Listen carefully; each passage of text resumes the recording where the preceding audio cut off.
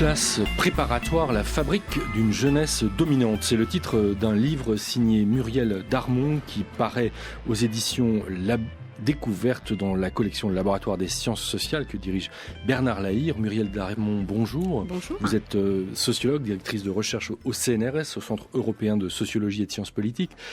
Et vous avez enquêté sur ce monde des classes préparatoires. Et quand je dis que je propose aux éditeurs d'entrer dans les classes préparatoires, c'est vraiment ce qu'on va essayer de faire avec vous.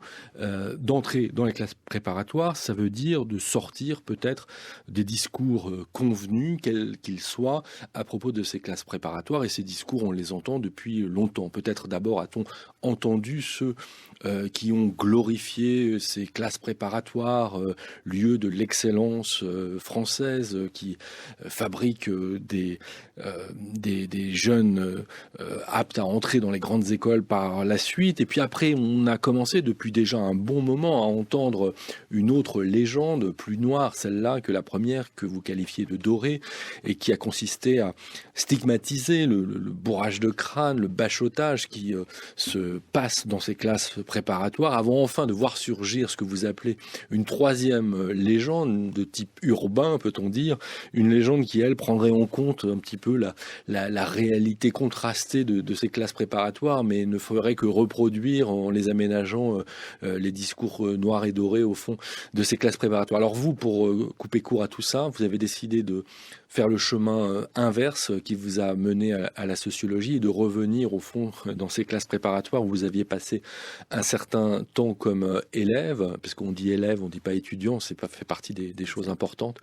et vous y êtes revenu pour véritablement y passer 2 ans, c'est-à-dire la scolarité normale, entre guillemets, qui passe un élève avant d'entrer dans une grande école.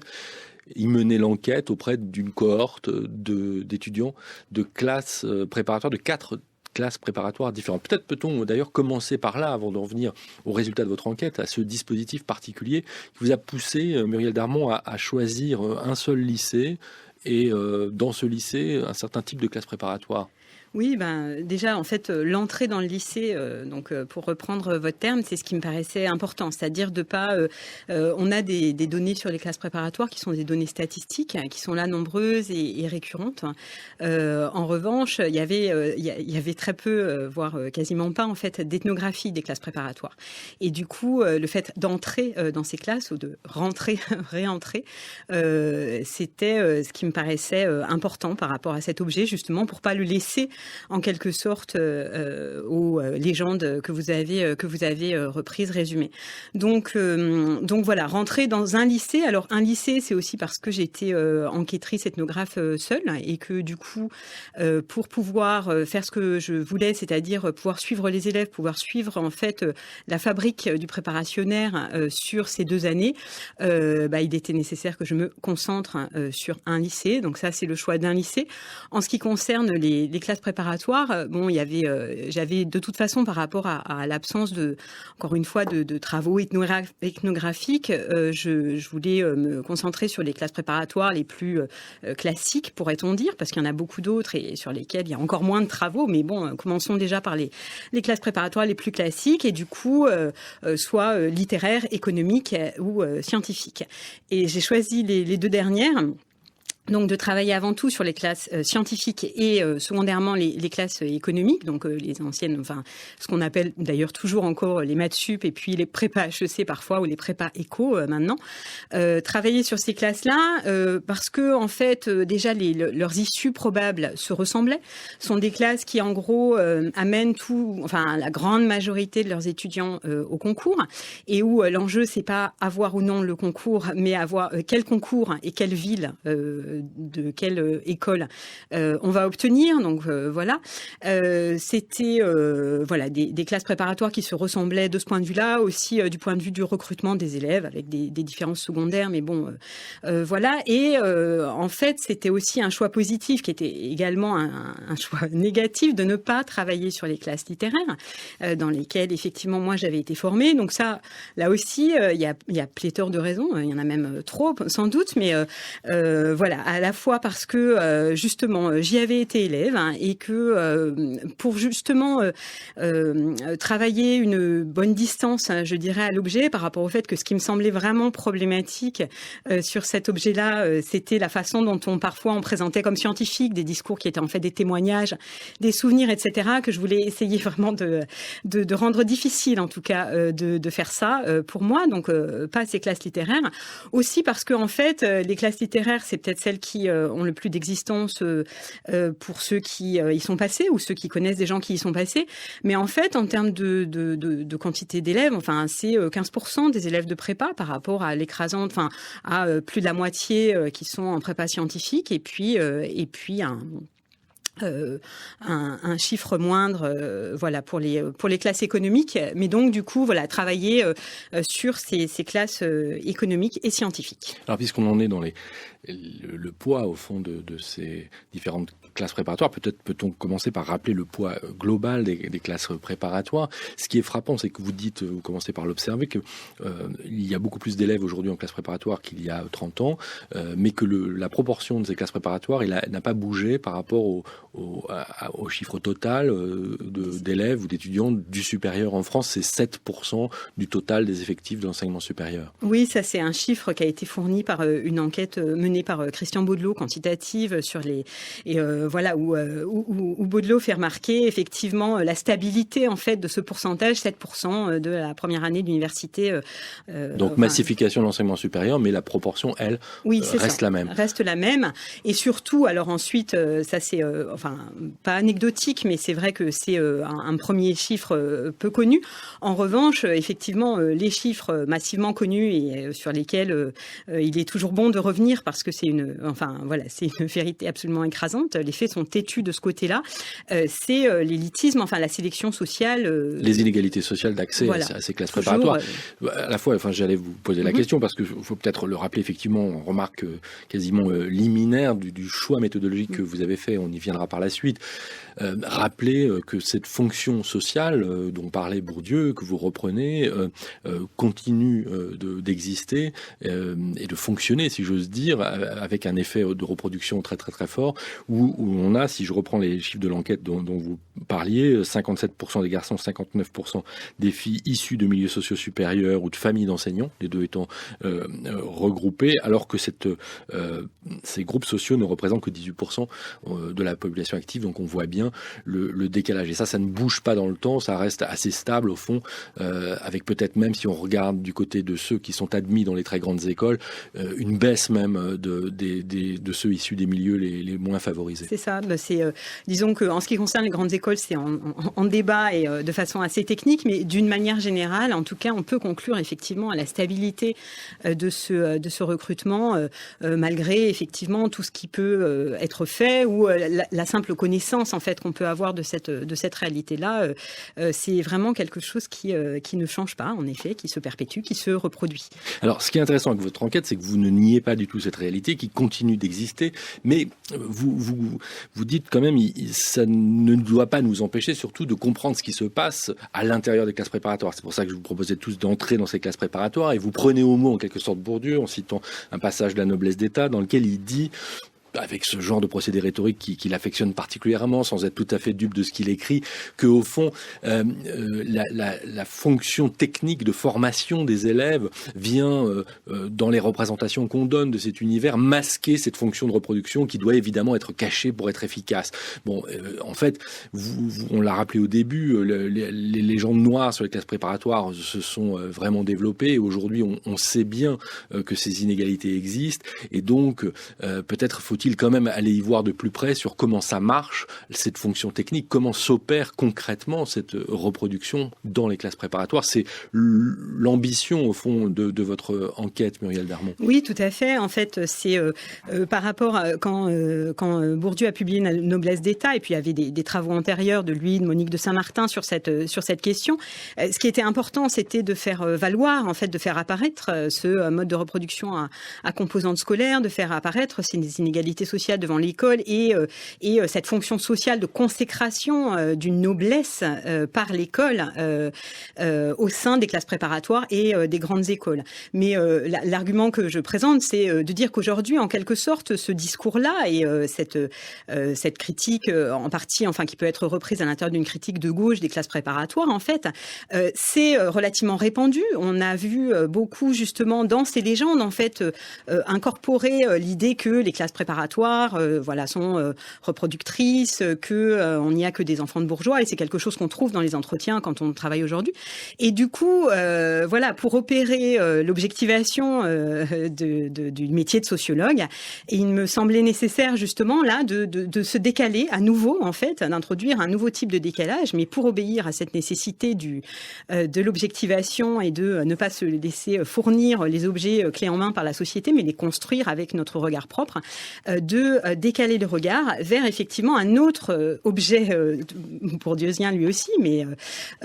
secondaire dans la noblesse d'État, qui est celui de la construction des personnes, de la fabrication des personnes, de la sociogenèse des habitus, et d'aller voir ce que les classes prépa font des élèves qui leur sont confiés, comme on dit parfois, la façon dont cette institution-là les forme, les transforme, fait d'eux, en fait, un type particulier de personne. Les formes, les transforme, ça c'est un clin d'œil à Foucault. Vous vous rappelez, c'est concrètement, donc, comment ça se passe ? On n'est pas, dites-vous, dans une institution totale, pour la citer Goffman. On est dans quelque chose qui est extrêmement enveloppant, c'est le mot que vous choisissez, mais qui ne peut pas pour autant être caricaturé comme une institution totalitaire. Oui, donc ça c'est aussi un débat avec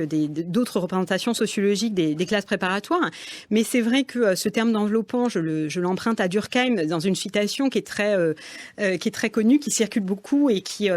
dont tout le monde fait usage de manière différente. Elle a même été employée par Romuald Bodin et Sophia Orange à la fin de leur livre sur l'université. Et à cette antenne même, sur la formation scolastique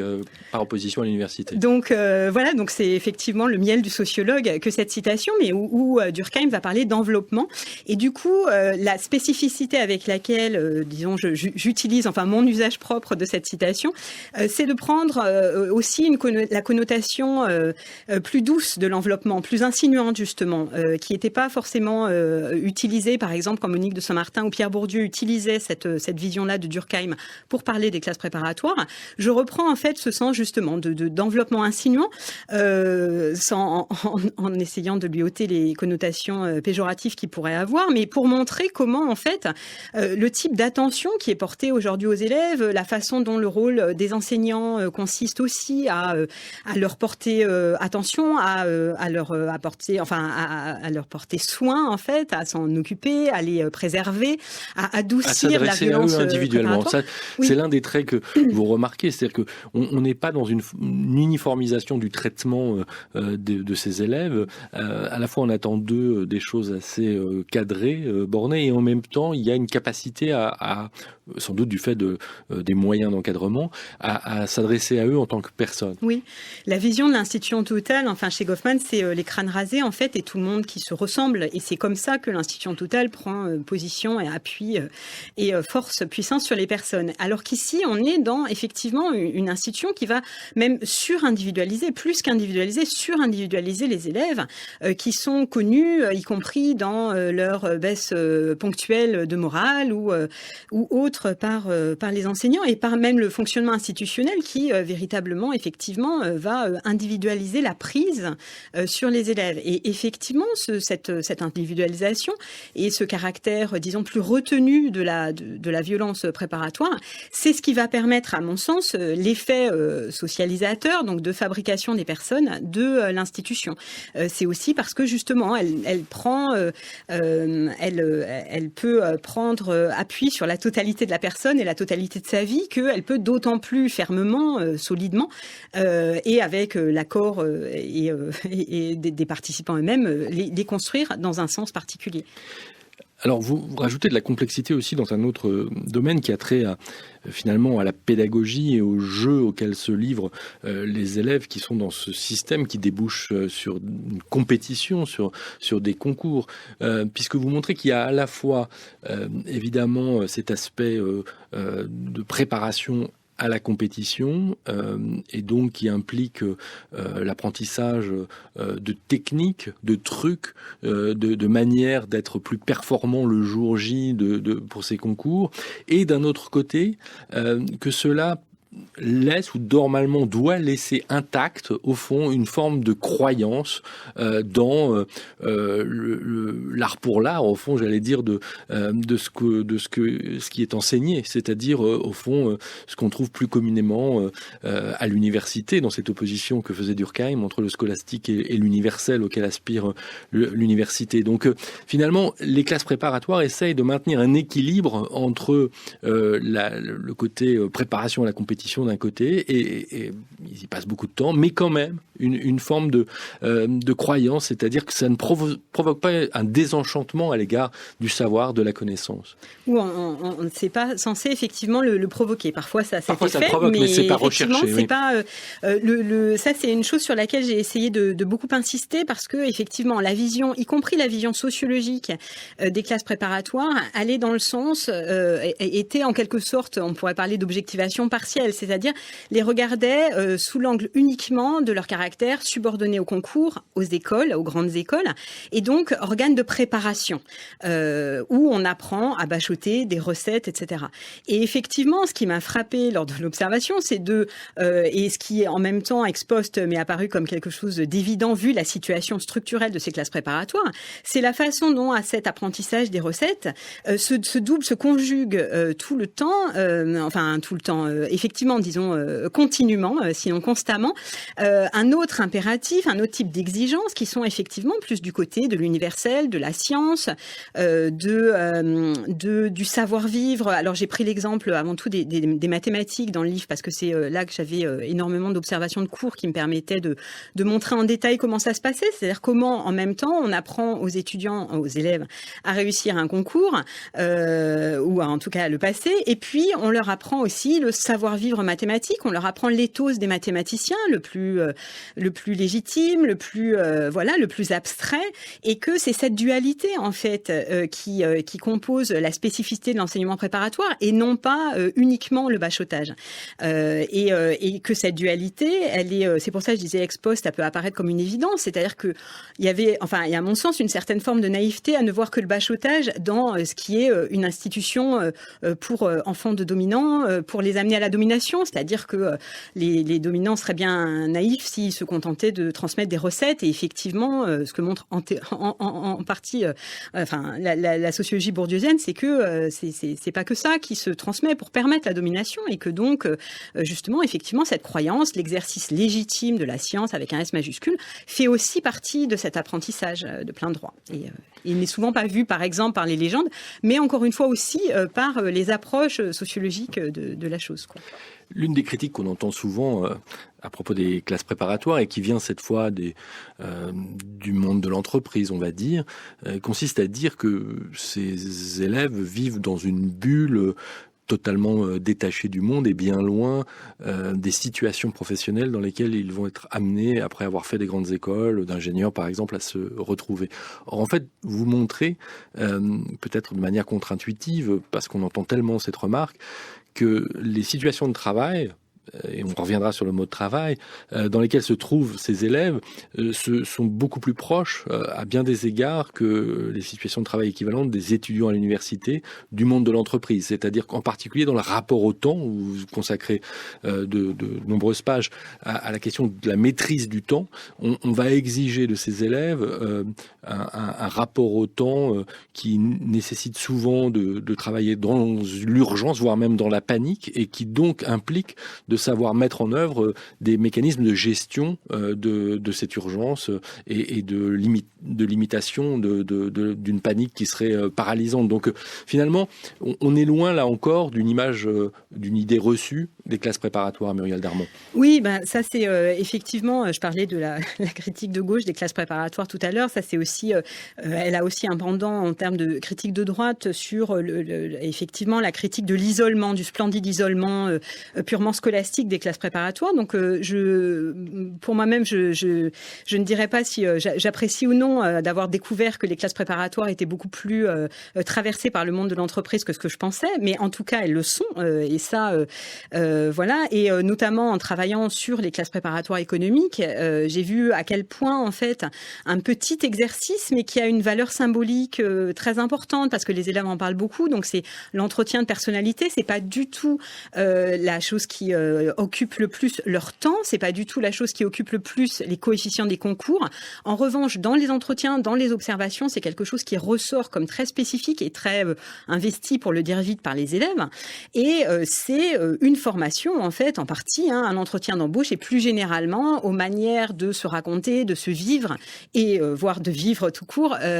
du monde de l'entreprise aujourd'hui. Donc ça c'est une première chose. En ce qui concerne ensuite effectivement le rapport au temps,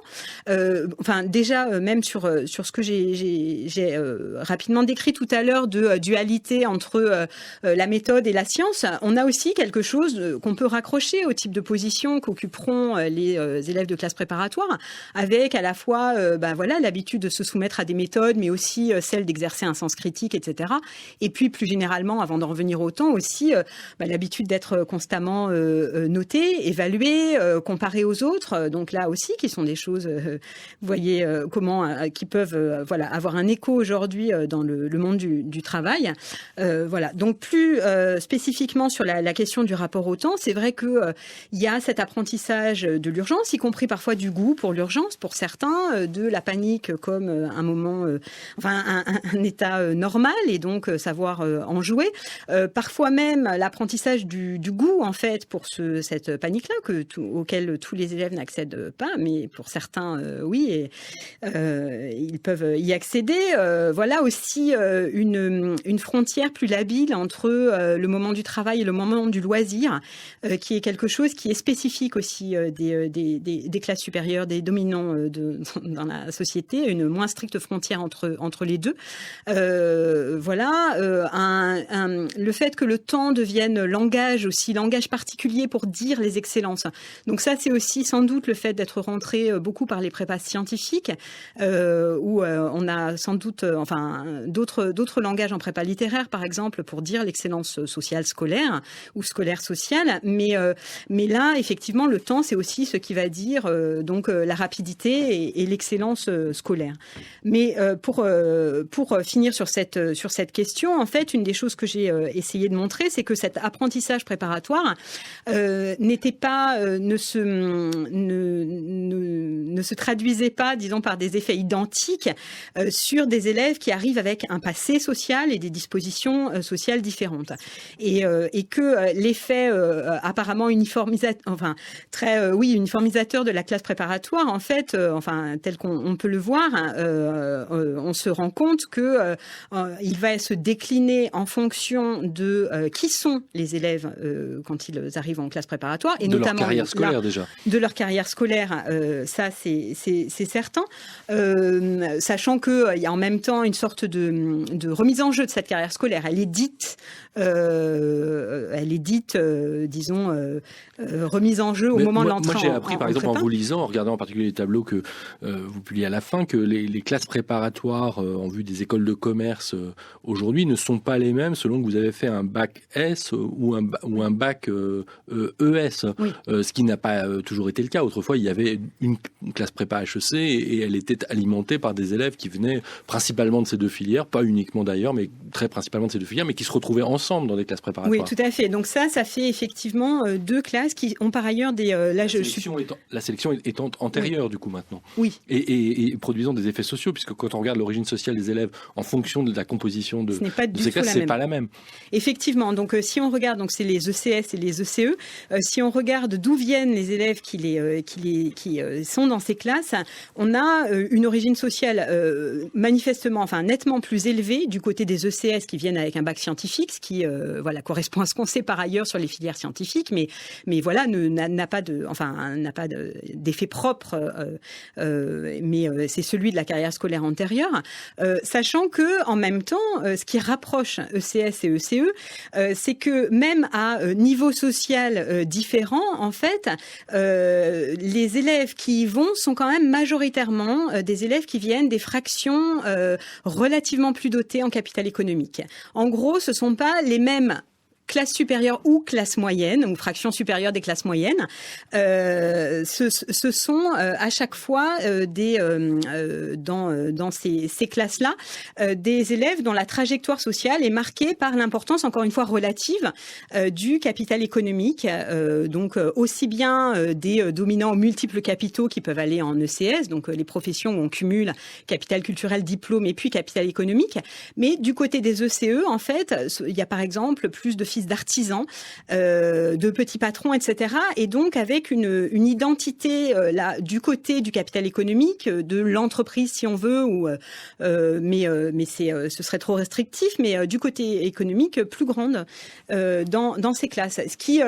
concourt aussi à une certaine forme de reproduction, puisque les professions, les métiers auxquels ces classes vont mener, là encore peut-être différemment en fonction du niveau global de capitaux des élèves, mais ça va être plutôt les professions effectivement de managers, et donc là aussi des professions relativement plus dotées en capital économique. À rapprocher du fait observé après la victoire de la gauche et la composition des cabinets ministériels et du gouvernement, d'un poids de plus en plus important de ceux qui sont passés par les écoles de commerce et donc par ces classes préparatoires aux écoles de commerce, qu'autrefois où c'était plutôt les classes préparatoires littéraires et scientifiques qui étaient surreprésentées dans ces endroits. Et le temps passe très vite, on n'aura pas la possibilité d'entrer dans toutes les nuances et les détails de cette enquête, mais il y a une chose sur laquelle je voudrais qu'on termine, c'est la question du travail, parce que ce qui caractérise pour vous cette jeunesse dominante, c'est aussi qu'elle accepte une situation de domination, en l'occurrence la demande extrêmement pressante de travail qu'on lui assigne, et en échange de rien, c'est-à-dire en échange d'un investissement pour l'avenir, mais elle n'a pas de salaire, de rémunération contre ce travail. Or, cette demande de travail, pour reprendre une expression qui est celle de Marlène Banquet aussi, est très très forte à propos des caissières. Mmh. Oui, c'est une nouvelle manière, mais je vais faire très vite, une nouvelle manière de revoir de quelle façon noblesse oblige, pour reprendre l'expression de Bourdieu. Mais effectivement, dans cet ascétisme imposé, qui est très variable, mais ça, j'ai bien compris que je ne l'allais pas développer, qui est très variable entre les classes scientifiques et les classes économiques, dans cet ascétisme imposé, il y a une sorte de renversement pour cette jeunesse bourgeoise qui pendant longtemps a été préservée du travail et qui est aujourd'hui mise au travail, y compris par comparaison avec une jeunesse populaire qui est moins mise au travail à l'université. Et c'est effectivement ce renversement que on peut observer, sachant que l'ascétisme, en fait, dans ces cas-là, peut aussi être interprété comme une manière de légitimer, justifier les privilèges auxquels les prépas vont ensuite amener. Merci Muriel Darmon. On va considérer que ce livre a été une préparation à cette émission, une préparation à la lecture de votre livre Classe préparatoire à la fabrique d'une jeunesse dominante. C'est publié à La Découverte.